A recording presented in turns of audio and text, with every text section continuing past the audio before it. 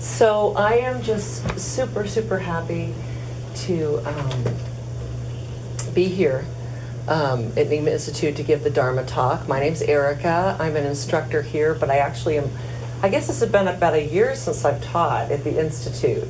So I'm going to start doing more here again. So I'm really excited about being here tonight and to share with you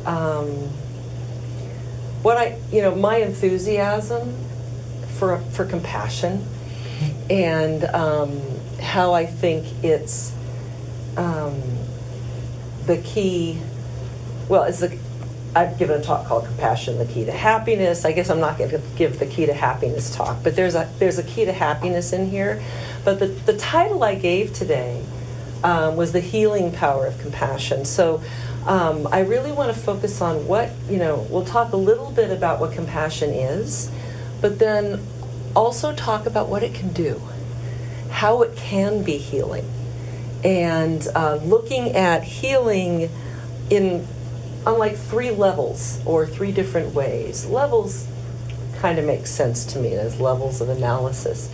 And one of them is on the level that we think about probably the most when we think about compassion, because we think about compassion as something we feel for another or someone feels for us, right? So it's a relational kind of state, feeling, orientation.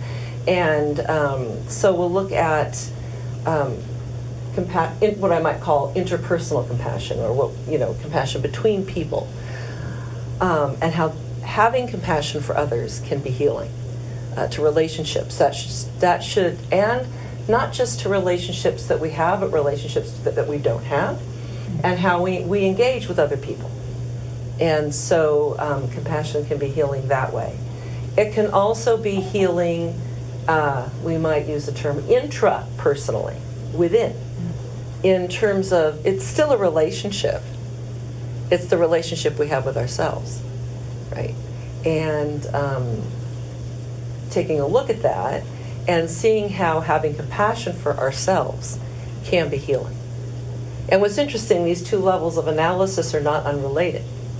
That how we have compassion for ourselves definitely has an effect on how we engage with others. And I hope, I'm just giving you the broad level skeleton right now. We'll dive into that a little bit more. But that's, they're not mutually exclusive ways of looking at it. So I want to look at how compassion is healing in terms of compassion between people or beings. Doesn't have to just be people. Compassion can be healing to ourselves, the relationship we have with ourselves, how we regard our own pain and suffering.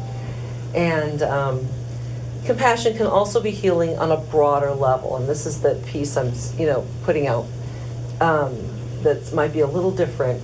This part's not different. So not just when I think of compassion, like how can compassion be healing globally? Again, the individual interactions are going to play a role in that, right? But it also plays a role in how we see people who are really different from us, whose daily experience might seem entirely different from ours, and therefore can support this notion of us versus them, and how having a compassionate orientation can erode some of the divisiveness or divisiveness. I don't know what the way you're supposed to say. I like the long vowels, so I'll say divisiveness, but between people and cultures and nations and etc. But then let's even take it another level. When we're talking about global compassion, I was thinking of even like planetary compassion in how we relate to our world. And, it should be obvious now why that's so important. And it's so funny, if I gave that teaching in here 10 years ago, it would hit a little differently. Not that everybody, most of the people you encounter here have environmental awareness, but there's just this whole urgency now, right? And so I want to just take a little time to reflect on the compassion in that relationship, our relationship with the planet. So that's sort of we're not going to get into a super, we have 54 more minutes. So, and I like to keep things very informal. Some of you have been my students before, and I'm very informal and conversational, so I might call on you for opinions or ideas at some point, and or you should certainly feel free to have a comment or something, and if it's something that I feel we should get to later, I'll let you know. If not, we'll kind of work it in as best we can. And so that's sort of what I want to do. The last thing I would like to spend some time on, although it might be a third area besides focusing on talking about what compassion is, focusing on these different kinds of compassion. I also talk about how you can become more compassionate. How do we do that? How do we grow our compassion? And that may be something I talk about separately, but I have a feeling it'll just kind of bleed into the whole rest of the talk. Okay. So that's what we're going to talk about.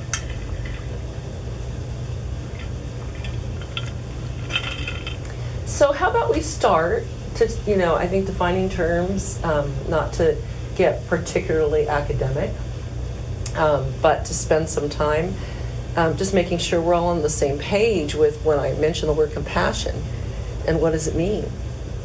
What does compassion mean? I'm going to do the teacher thing, yeah. So it has the word compass in it, and so compass what we use not to get lost on this planet.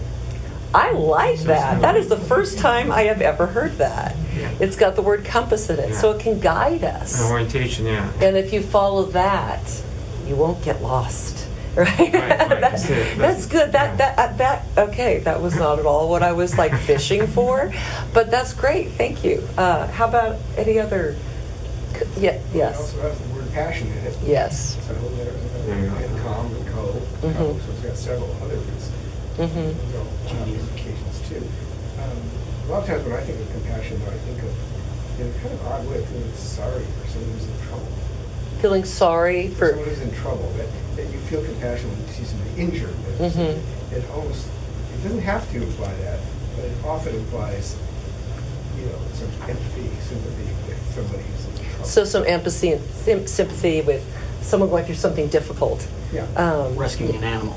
Rescuing an animal, helping someone out, and yeah. I'm just going to say, it's being oriented toward other beings rather than just totally self-oriented. That itself is being engaged with others, oriented towards others, and in terms of the Latin roots, the co, it is more the co and the passion. So it's a feeling with. It's interesting if you just look at the word itself, the etymology of the word, it seems to have something empathy-like in it, but it's not the same as empathy, right? Is it? How's it different? I think there's an element of understanding, having felt this oneself. So there's an understanding. Through your own connection to yourself. So that's definitely a kind of we could talk about empathy as the feeling with. We could also talk about empathy as in psychology, like the scientific psychology, which is a field. That's one of my hats. So if I start leaking science into the talk, that's why. They talk about emotional empathy and cognitive empathy. And the emotional empathy is more that resonant, the feeling with. And then the cognitive is more that perspective taking. I know what it feels like to feel like that. And Quebec's got all of that, right? It's also got, I'm just going to cut to the chase. This is a good conversation. We could spend the rest of the talk on this, though, right? That compassion takes a little further because there's a motivation to help reduce that suffering that you see in somebody else. So empathy is definitely part of it. And I threw in the word suffering. You said sadness or feeling sorry for somebody, which is kind of synonymous with that. But really traditionally, you'll see it certainly in the Buddhist writings and in actually most of the contemporary psychological writings, the suffering is key to the definition of compassion. There is that you see the suffering in others or yourself, so that it's relational, so it can have that way. We'll get into that more. You see the suffering. You care about it, right? You don't just look the other way. You are you are moved by it. That's sort of that being moved by it's interesting. It involves some empathy, but it's also like, oh, that must hurt so much. Or you might not know what it feels like to hurt that way. You might not know what it feels like to wake up on the cold sidewalk in a hefty bag in Emeryville. But you can feel really moved by it, right? And that being moved by, this is an interesting matter of philosophical debate in the various traditions, especially the Tibetan tradition, which I won't veer to too much, but it's like, is it necessary that you're saddened in order to have the compassionate response? That you see it, you're moved by it, and that feeling sad is traditionally seen as a vehicle for you want to motivate. You're motivated to help reduce that. Like, oh, this is awful. This must feel awful. I care about you. I want you not to suffer. Okay, so compassion is kind of all of that. It's complex, but it's being moved by the suffering of others and being motivated to reduce it. Really, is one way of kind of succinctly putting in all those components. So it's important to get that because already in this room there seemed to be, kind of a deeper understanding, understanding of what that meant. It's not love, right? How are they different? Is suffering the difference between compassion and love? It's interesting. Any thoughts?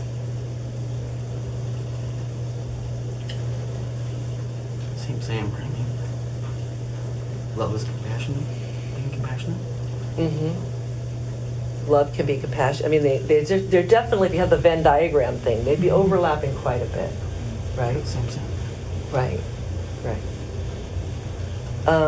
The key, if you want to get, again, it's so funny, I teach in a lot of secular contexts, but here I can dive into the Buddhist stuff and I don't have to worry about it as much. Traditionally in what you might call Buddhist psychology, we have these qualities of loving kindness and compassion. They're two of the four boundless or immeasurable qualities of mind that can be cultivated to counteract more destructive tendencies. And the four qualities, just to mention, you might have heard of them as the four boundless qualities or four immeasurable qualities, and they're also known as the Brahma Viharas. But it's loving kindness, compassion, equanimity, and was sometimes called sympathetic joy or empathetic joy. But let's just stick with the loving kindness and compassion. When you think of that, loving kindness is kind of this, they're part of the same thing, like two sides of I'm doing like a yin-yang, but like two sides of a coin. Compassion, loving kindness is, oh, may you be happy, may you flourish. May all the best things happen to you. May you be healthy and vibrant and have good fortune. It's an aspiration for this full happiness, a full blossoming of who you might be. Whereas compassion, the teacher Alan Wallace, who used to be one of his books upstairs because he was a monk. He is a meditation teacher, author, and he worked on one of the translations of Shanti Deva, I think that's upstairs. It used to be in the bookstore upstairs. But he makes this great point. He says, loving kindness sees, it's a vision of what you might be, but compassion witnesses. It witnesses just what's there. And it could be full of warts and mold and pain. And part of the work, now here I'm going to get the teachings in. I'm looking at Joan because she's taking my compassion classes. Part of the work in growing compassion in yourself is a willingness to notice what's going on around you, a willingness to notice suffering, and to grow your ability to stay present with it. Meaning, is it too painful to see it so that you go like this? Or can you stay and help? And helping sometimes is just being present and not looking away. People talk about being with someone who's dying, like there's nothing I can do, or someone who has nothing I can do. what do I do? Sometimes the most compassionate action, it's powerful, is simply staying, being there, listening. You don't have to know. You can't fix it, but you can be there, right? Okay.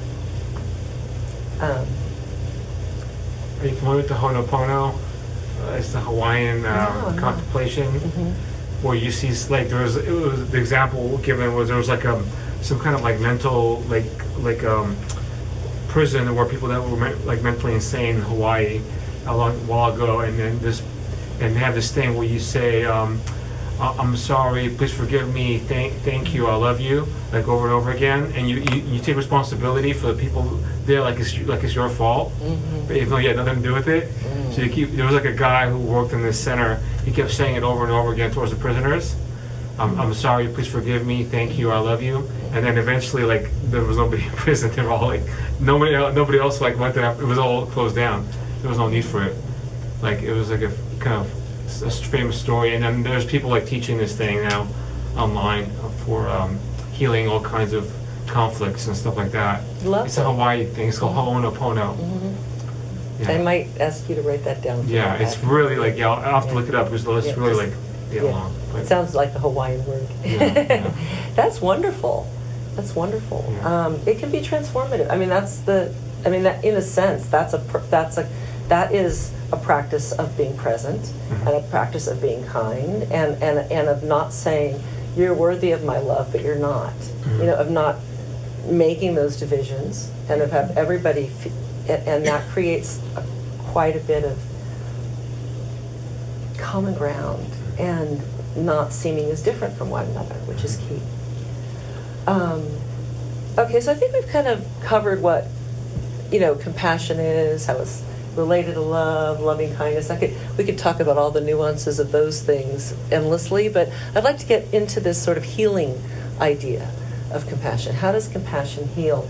And I said the first way, the easiest way to look at it is interpersonally, because we tend to think of compassion as something we feel for another person, or another being. It could be the wounded puppy, or the wounded planet, for that matter. We're going to get to that shortly. So, how does compassion heal? Let's say you have a conflicted relationship with somebody, right? So those are the things that need healing, right?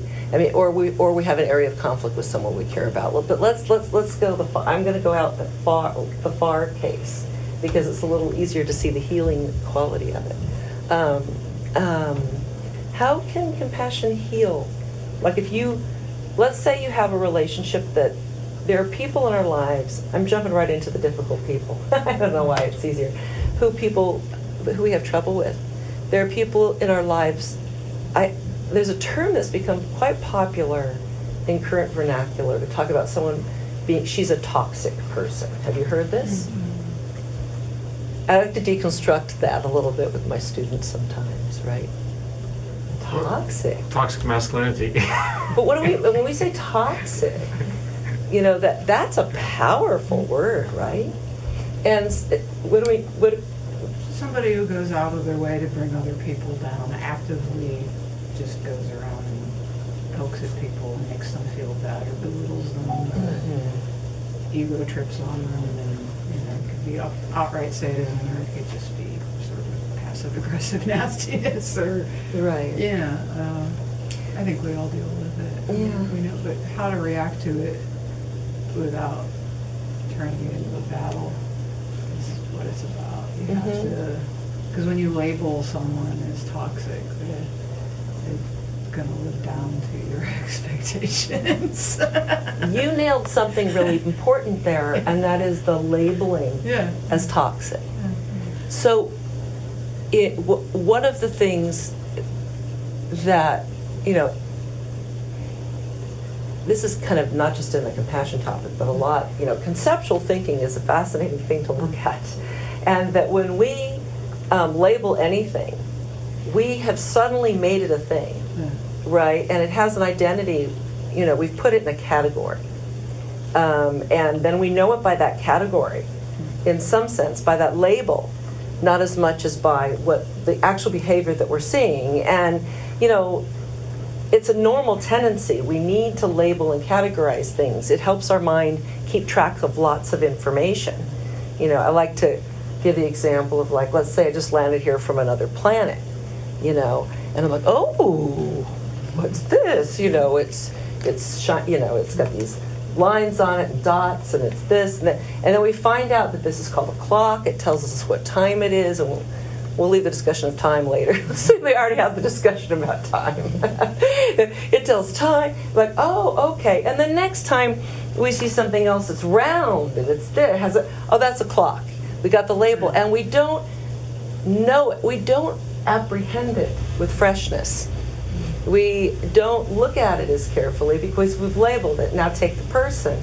I mean, people, you can see how we do this in lots of ways. We label people by how they dress, what they look like, what ethnic background, their economic status, and then that category is a way of knowing them, right? So toxic is a potent one because that means they're like a poison walking around in the world, and it makes them not only impenetrable, as labels can, but also makes them dangerous in our minds. Like, we don't want to go there. It also shortchanges you in terms of your ability to think that you can to manage it somehow. Now, you don't want to jump right into dealing with people like that, but if you're new to compassion practice, but I'm trying to show how it can be healing by giving an extreme case. Because I think, maybe I'll set the extreme case aside for a second. I'm not making it yours. I'll put it over here, but thank you for fleshing that out. That was good. That was really a vivid toxic person description. Okay. We'll come back to toxic, okay? Yeah. It seems that two people that need healing in a compassionate relationship. There's the person who's becoming compassionate, who may need healing from the trauma they're experiencing in the presence of pain, and then there's a person in pain. And there may be different mechanisms. The first thing that came to my mind was that if you become compassionate, you heal because you're shifting roles. You know, in the first role where you're feeling pain about being around pain, you're kind of a victim, and in the second role where you're compassionate, you become a healer. Well, I think what you say about it, you shift roles. Yes. You might no longer be an adversary, but a healer. I think another way to think of you shift roles, you're also, it opens everything up in terms of understanding, you know, and it can fundamentally change the relationship and what comes from that relationship. So let's go to like a close relationship with someone you care about, right? And but you can still get into arguments with your with your partner or your spouse or your kid or your parent or a sibling. And if you shift suddenly to noticing not just who's right or who's wrong, but noticing the suffering on both sides, right? And this requires making some space and slowing down, which is why this work requires your own ability to see broadly and not get too carried away with your own emotion at the time that it's there, but you got to be mindful of the fact that you're operating in this way. But to notice their suffering and your own, right? And it can play a role in your own willingness to imagine what it might, to be empathic, right?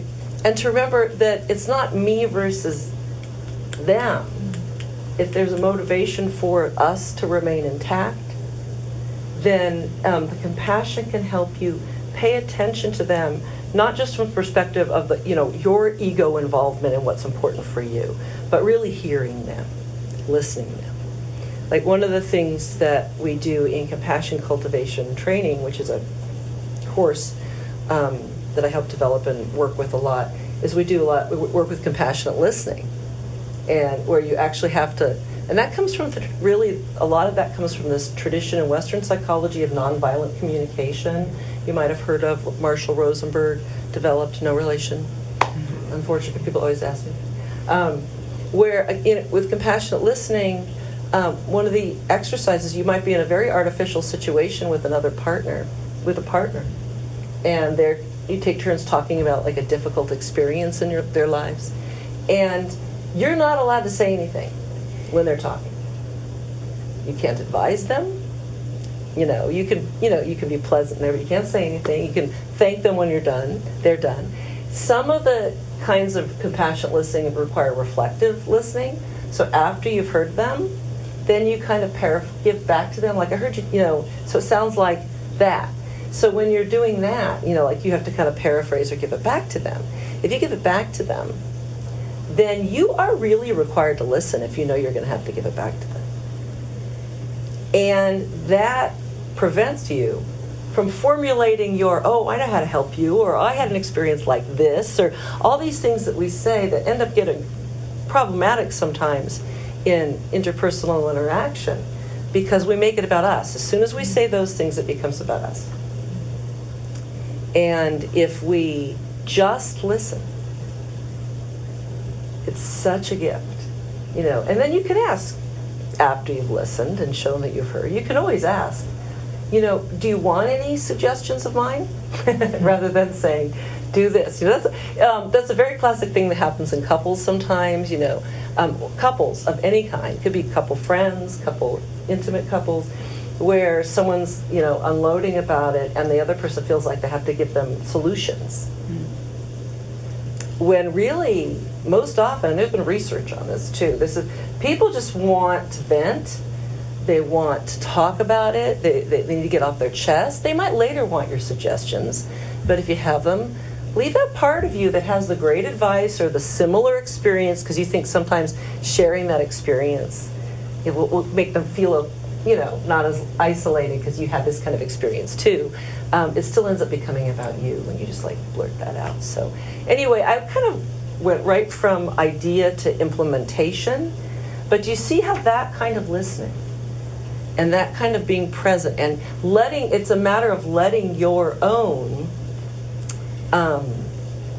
goals at the moment, because ultimately the two of you being connected, being aware of each other and being honest is ultimately, any kind of close relationship going to be the primary motivation. Checking your ego at the door for a little while so you can just be there for them and want to help. You might not be able to do that in the heat of an argument. You might do it later. You have to. But can you also learn how to not share the destructive thing that's about to come in? This is related to emotion. If you've been, the path of compassion cultivation that I'm most committed to, that comes from the Tibetan Buddhist tradition, really involves a lot of meditation and working with awareness and noticing feeling and your own ability to kind of broaden your own awareness of what you're feeling, when you're feeling it, when it's happening, or awareness of how your own mind is working, or we might call that metacognitive awareness. Seeing that meditation does increase that. The more you sit with your own mind, the more you notice what's going on there. Okay? And you can see, I'm really upset right now. I don't want to say the thing that's going to really push him away, even though it came up. You can use that kind of awareness to be more compassionate. So compassion can come through with an awareness of your own emotions. Do you say the destructive thing? It doesn't mean you can't feel it. Not feeling it's a lot harder. But can you feel it and be careful with the behavior manifestation of it? And know that they're angry too. And I don't want to get too into couples therapy here, but I'm trying to show how it could play out in a close relationship. Same with a child, or anybody in your life, a friend, even a stranger. And it's just to be present and avoid. Now take any questions on what I said before? And now I'm going to lead to the toxic person. Yeah. I have a question that we haven't addressed yet, and that is whether compassion is always draining of your energy. It's not. See, it's not at all. In fact, what's exciting about that is I could talk about that from both ends of the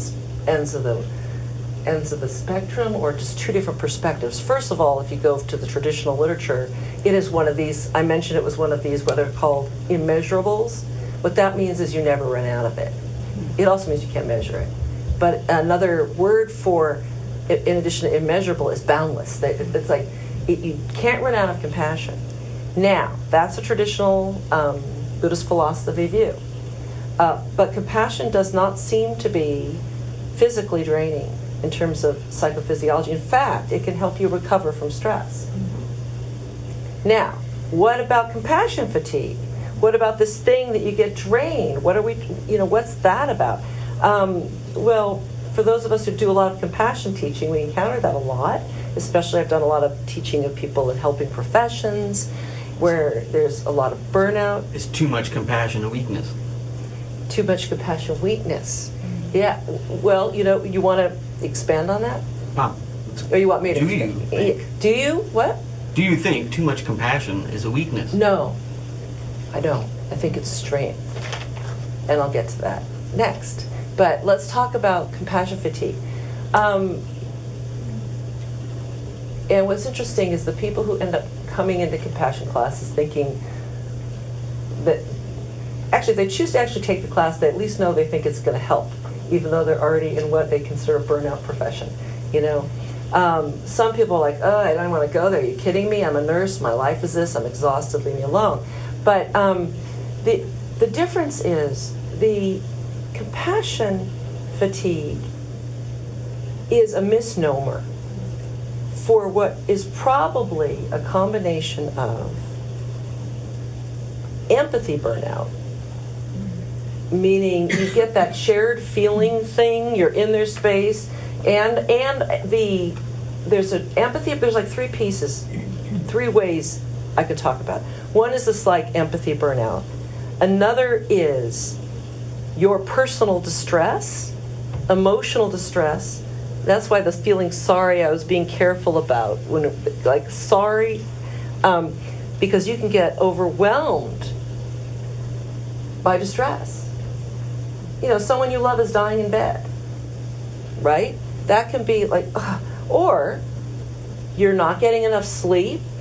You're working 14-hour shifts. You say so much, I can't take it anymore. That there's got to be more to life than dying or sickness, or people who don't have, or doctors who are late, or whatever it is, right? So there's empathy overrun, or burnout. There's the personal distress overwhelm. And then I just alluded to another piece that plays a role in compassion fatigue, and I really want to see some research on this. I think people are starting to study this. I think a lot of it comes, and it's related to the other two, from a deficit in self-compassion. Because self-compassion requires that you're aware of your own suffering, and that you would take care of yourself the way you would a loved one.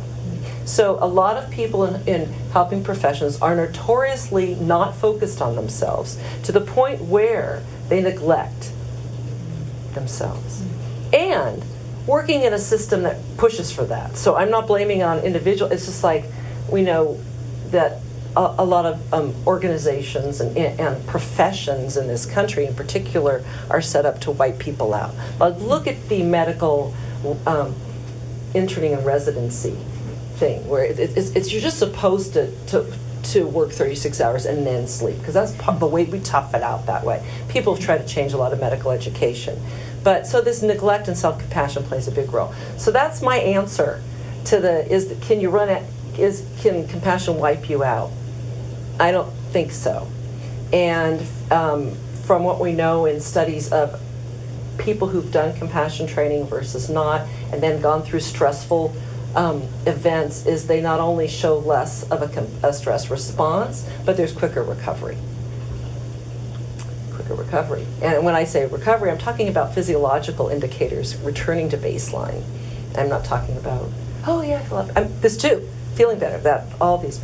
Okay, so I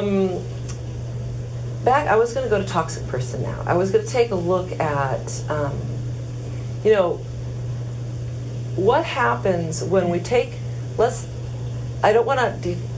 think toxic as a label is a really dangerous one, because that makes them unapproachable. Because you don't want to catch the disease or get poisoned or whatever it is, right? I mean, I think words are powerful and that have a lot of meaning and emotion in them. So one of the words we try to say, okay, what if there's someone who we would call, let's maybe not the really, really difficult, toxic, but someone in our lives we've had difficulty with. You know, it could be a coworker, it could be a family member, you know, where you just, you guys just always bicker about that thing. You know, you walk into the room, they walk into the room, and you feel your insides tighten because there's a history of that thing, right? And the tightening is like that kind of, it's almost like a experiential putting that label on you. You know, it's like, oh, here they come, and they're going to do that thing. They're going to do that thing. And so what is important to realize is if you're already approaching them as here they come and they're going to do that thing, you're doing a thing too. Because you've closed off to them. You've already, you know, anybody who's been labeled has already been figured out, and there's nothing new they can do to you, right? You know, short of having an epiphany and singing for you and saying something really different, you've got your mind made up about them. A biased mind is one that's made up already. That's one of the huge problems about bias. You're biased. You think that, you know, and they've played a role in it. It's not, we're not saying ignore the history that you've had there. You know, it's important, especially if you're awake, you're concerned about your own well-being because you're self-compassionate, right? You do need to keep in mind what you've been through before. You don't want to expose yourself, become too vulnerable, but you could crack open the shield a little bit, right? And now, how you do that, how you crack open that shield, is through, there's so many different key parts, you know, the awareness, working with attention and awareness, etc. But a key thing for opening that shield for someone you don't already care about a lot is common humanity. And the recognizing, really, that in spite of all the differences in where we come from, how we look, how old we are, what our beliefs are, how much money we make, our education, that underneath that thin veneer, we share so much more. We want to be happy. We don't want to suffer. We want to get by and be okay. So that person right there, if you've really internalized common humanity, and that means practices and working with it, both on a cushion and off the cushion, which if we have time we'll get into in more detail a little bit, or at least flesh that out a little bit. But when you've really internalized common humanity, you recognize that even though this person who's difficult for me, you know, they want to be happy and not miserable, even though you think they just want to be a miserable SOB all the time. They probably don't. They might have people in their lives who love them. They have things that they do that are outside this relational context with you. You know, so there's much more to that. So common humanity opens that up. Now, how can bringing compassion to that difficult relationship change it? Now let me ask you, how can it change it? How can it heal it? Even if you don't want to have let's say it's a coworker and you have to keep working together. So healing it would be good. How can you heal it? Yeah, Joan. I think of compassion as a bringing together, a connecting of two individuals. Mm-hmm. And connection is healing. Mm-hmm. So allowing for connection and maybe communication, because like if we're taking the coworker example, you need to work together. You need to see each other every day. And rather than have a bridge, right? To be able to communicate and relate. Yeah, that would be an improvement definitely over where it is. Yeah. You have another? Yeah. I don't know your name. Chris. Chris, yeah. Well, it's the other side of the coin. When you're compassionate to someone who's used to playing a role where they're toxic, that takes away their toxicity because suddenly you're no longer vulnerable. You're meeting them in a different way. Mm-hmm. And invariably when people talk about bringing this to situations, sometimes it's not received. But you got to remember that. It's not about what you get back from them. You know, it'd be great if it shifted something. Often it does, but it takes time. It might shift something. But it's certainly going to change you, right? You're going to be able, if you're going to have to be around this person, it's going to change you. And this is where I tell my little personal story of working with this in my professional life. It was profoundly transformative for me. I was, about 20 years ago now, I was in a work situation, working on a project that actually I'd helped develop. It was very important to me. There was somebody of higher academic status who was actually in charge of it. I was a couple notches down, supposedly, running a lot of things, but they were the runner of things. But I had a lot of disorganized grunt work type, not grunt work, but I don't want to get into that. We worked together. I cared about the project. I was one of the originators of it. A lot of things, we had something not go right, that was kind of a close call not go right, and then it was okay. And we all had to deal with it, whatever. And then shortly after that happened, the person in charge, I was basically blamed for it all, and asked to leave. And I was told, but not right away, we need you for the next 3 weeks. So everything inside, it was deep because it was an important thing for me. And my gut level reaction was, I just wanted to bolt. F them. I was all, I did all this, and I kept trying to get this from you, and you didn't, but you know how it is.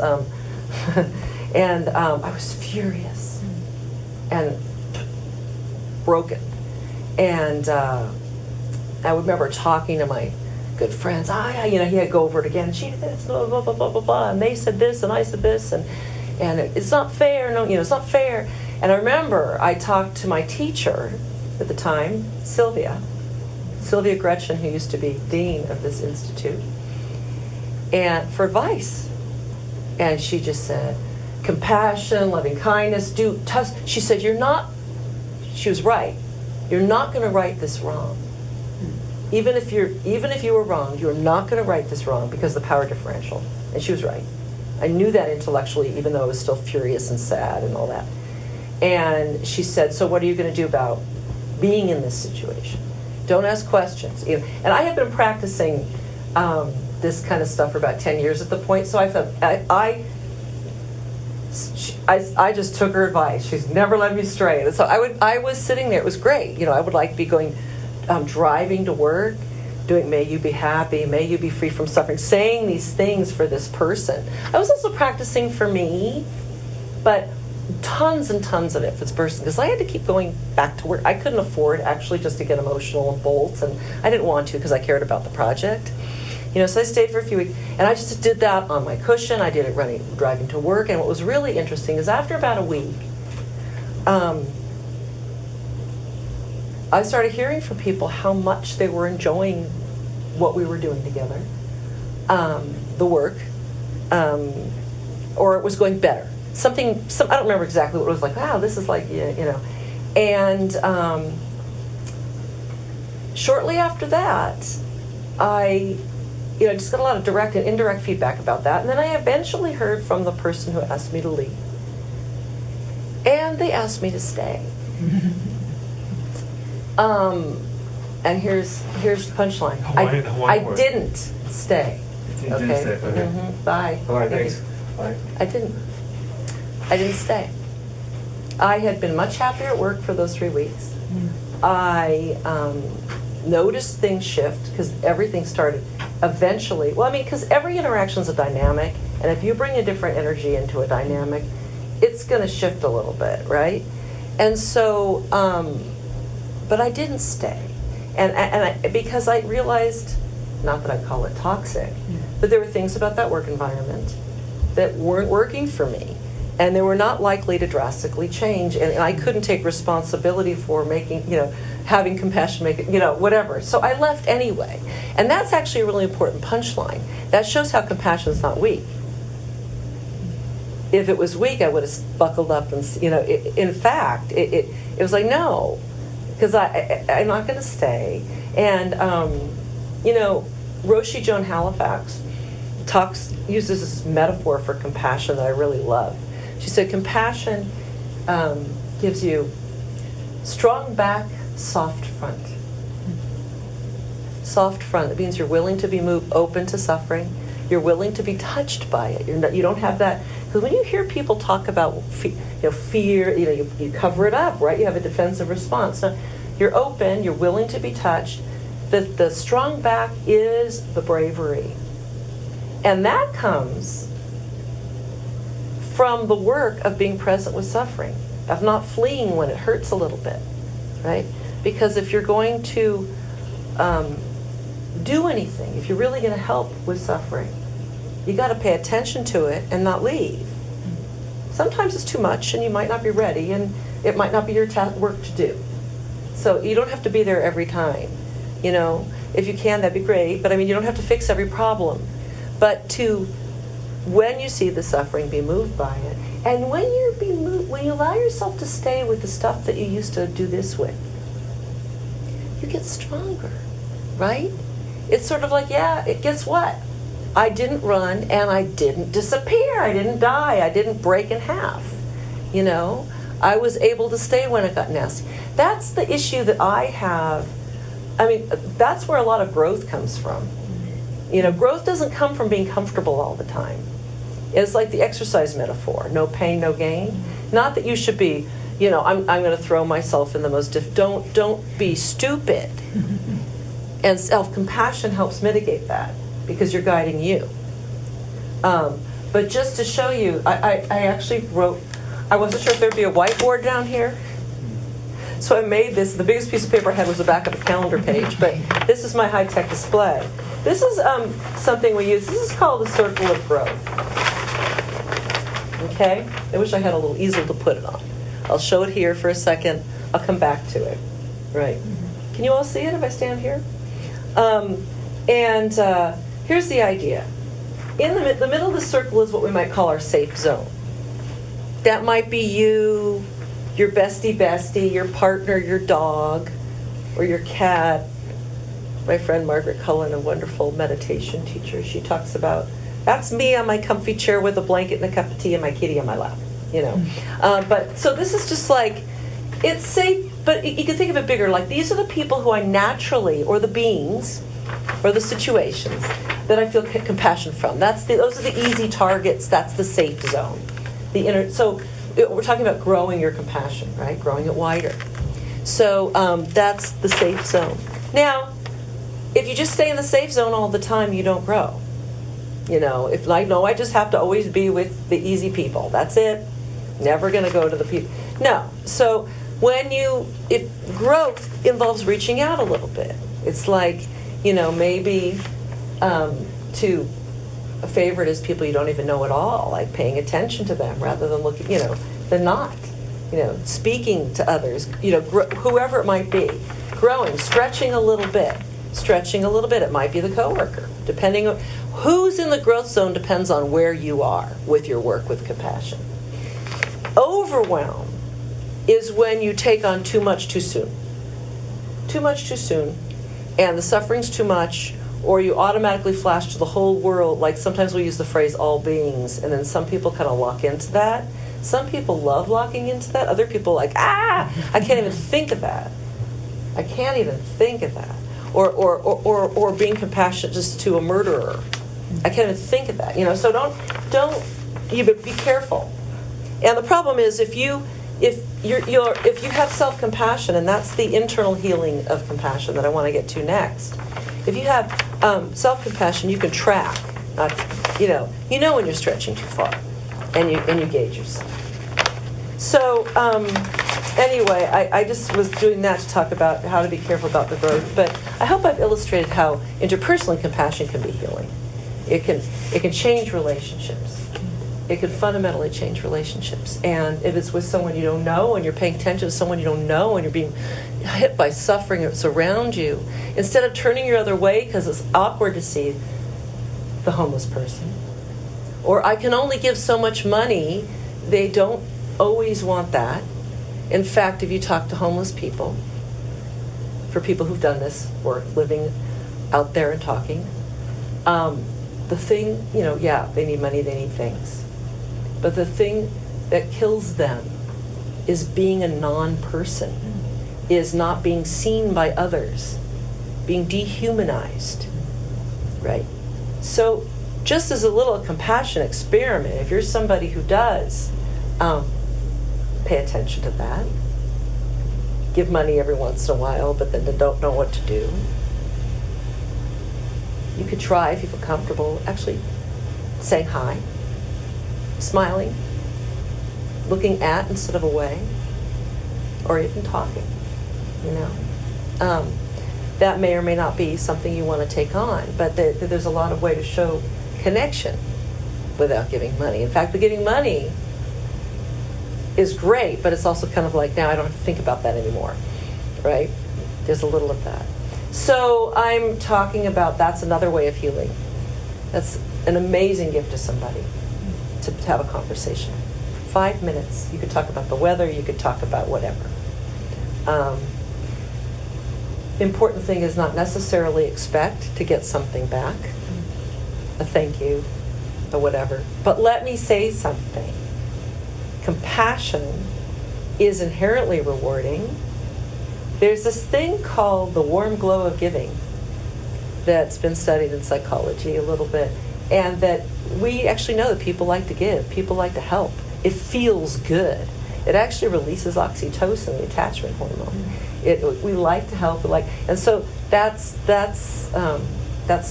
another reason why people like, it's self-reinforcing. Oh, it feels good. I want to do more of this stuff. This is great. And then you have conversations with people you never did, etc. Okay, intrapersonal compassion.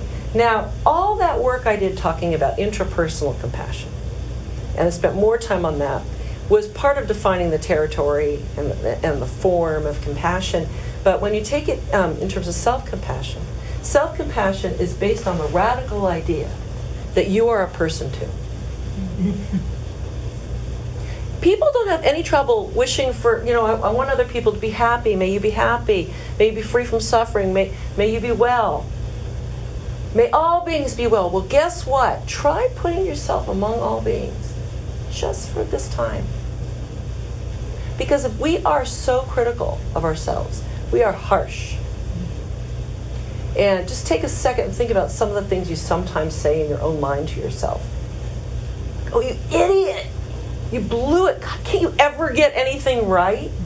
And just experiment for a moment saying that to someone you really care about. So it's the radical idea that you're a person too. Pema Chodron talks about, I love it. She said, self-compassion is befriending yourself just as you are right now. Boom. And noticing when you're in pain. Noticing when you didn't get enough sleep. Noticing if you're suffering and maybe you're rushing around too much and you need to stop. Right? That's self-compassion. And it's, people sometimes bristle at the idea because they worry about it being, this egoistic, self-oriented, either narcissism or self-indulgence or selfishness. No. Narcissism has this degree of separating you from other people, and is actually rooted in a non-care for the self. This is about just treating yourself the way you would others, being kind and self-care. Right? So if you have developed that, and some of the same meditation practices that you can use to develop compassion for others, you can flip toward you. You become the target. May I be happy and free from suffering. May I not have pain. Common humanity is a part of that. We're all just, I'm just like everybody else, right? I'm not, we're all good, bad, beautiful, ugly, whatever, all those things. May I just be okay, just like everybody else wants to be okay. And just like cultivation of compassion for another, it requires noticing, using your attention to notice what's going on instead of not. Notice what's going on here. Notice how you think. It's funny, if you sit in meditation for a while and you notice, wow, so many of my thoughts are about what's going to go wrong, what I'm going to do next week, will I have enough of this, will I have enough of that? That you're like, no wonder I'm anxious all the time. And the thing about self-compassion is you start noticing what your mind's doing, you start noticing what your behavior's doing, that metacognitive awareness that can develop with all kinds of meditation. But if you bring the compassion component in, you're also reciting for yourself these kinds of things you would for others. May I be happy and free from suffering. So how does that help you? the way, I'm just going to say, I'm not going to query because we're running low on time and I got to get to the planet. The way it helps you is, again, here's a little example. You're in some situation. Maybe it's, the post office or the bank or the grocery store, and someone says something really rude to you, whatever, and you're flustered, you leave, and you're so pissed. You're really angry, you're in the car, and then you think of the clever thing you could have said back to them to really get them good, right? But you're probably in a pretty crappy mood for a little while, agitated. You might be going over it and over, especially if it's someone in your life that you're going to see again, over and over it in your mind, right? Now, take that same context, and you've been doing a lot of self-compassion practice, a lot of meditation. You see yourself all of a sudden, and I can tell you this has happened to me a lot, is all of a sudden I'll go, oh, I don't want to suffer. Boom. And I can stop. And I can stop. Self-compassion is crucial in the ability to let go of stuff, because you realize how miserable it's making you. Now, it might be there in the sphere of your awareness. It's not suddenly going to vanish, but it becomes, like Rumi used to talk about, you could put that stuff over the corner, give it a cup of tea. Like, oh, you the one who's pissed about the post office, here, have some chamomile. I got stuff to do. And, you can be here in the space of my mind, but I'm not going to listen to you right now. I'm going to do other things. And so you can see more around you. You can have a better day. It doesn't mean they might not start barking again, right? But you don't have to keep attending to it. You have a choice. It's your mind. You have a choice. And that's a big piece of all. Okay, now, quick flash to the planet. I'm going to take something really, we all know we're in a crisis. I'm not even going to make a big spiel about climate change or whatever. I'm going to make it very concrete and mundane. Litter, which we know is a problem, right? Especially with the plastics issue everywhere, right? There's this weird thing. Like if you asked opinions, like people walking around the streets of Berkeley, people who are doing well economically or whatever, what are their main concerns? They'd have a big concern about that litter's bad, we shouldn't have litter, this or that, or whatever. But there is a tendency for people to walk right by trash. Right by it. And there's this thing like, well, I didn't drop it. Yeah. But we all live here. We all live here, right? And so part of what compassion does is like, wait, this is not, we all live here, this is our home. Just like we're all in this room, this is our, we're both in this conversation, this is our relationship, this is our family, we're all in, we all live here, right? And so the common humanity of it, and that suffering, it doesn't belong to, it's like, the planet needs help. It's really the common humanity thing and being all on the same team. The neat thing about compassion is it puts you on the same side. And common humanity is the key to that. That we all have differences, but we're all part of this big human family, and this is the place where we live. And yeah, just like in your home, if you're walking by, you're in the kitchen, you don't know who left that thing on the floor, but you're going to pick it up because you don't want, that wrapper in the middle of your kitchen floor. Similarly, pick it up. Sometimes it's gross and you might not want to or whatever, but if you can't, pick it up. For me, more than anything, I got that from being a Burning Man, quite frankly. Because it's sort of like, we all take care of this. This is everybody, you take care of it, you pick it up. It's matter out of place, right? But that's founded on common humanity. And so it's just not only personal responsibility, don't litter, but hey, can you help out? Take care of it. So that's one way compassion can make a difference. And also being moved by the suffering of the planet, being moved about what's happening and how the effect of that is lived by other people. The flooding, the earthquakes, and all these things. And does that inspire you to do something, to be of help? How can I help with this suffering? So that's my spiel about compassion at 7 o'clock. And I want to make a shout out. I want to about some offerings coming up at Nyingma Institute. The Aging Wisely. Olivia is teaching this. Is it a workshop? It's a workshop next Saturday, and then it's becoming a 8-week class the next late winter part of the winter session. Great. So it's a day-long workshop next Saturday, like a 10 to 5. Is it Yeah. 10 to 5? And I know that compassion is playing a role in that training. There's also a number of offerings if you're new here. The beautiful winter and spring catalog is out. These have gotten so much better. These are great. And a lot of classes started last week, but if there's something that really interests you, there's a compassion and action class. That's part of a bigger series. But if there's something that deeply interests you, you could contact the Institute about joining in something later. You could look at the offerings for spring. I'm hoping to add to the calendar a day long on compassion. Also, I'm teaching some online compassion classes through the Compassion Institute right now, which is a nonprofit, a separate organization. But it's very similar traditions. So anyway, I'll officially close the talk, but I can chat informally for a few minutes. Thank you. And if there's anybody who wants to scurry off, you can. If there's anybody who has any questions or comments, I'm happy to stay for an extra 5 minutes or so. Yeah.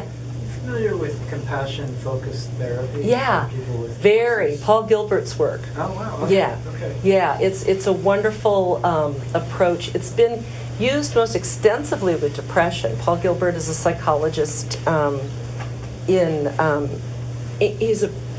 he's in England. I think he's in Cambridge, and he's doing a lot of work here. But CFT is his creation, Okay. and a core part of it.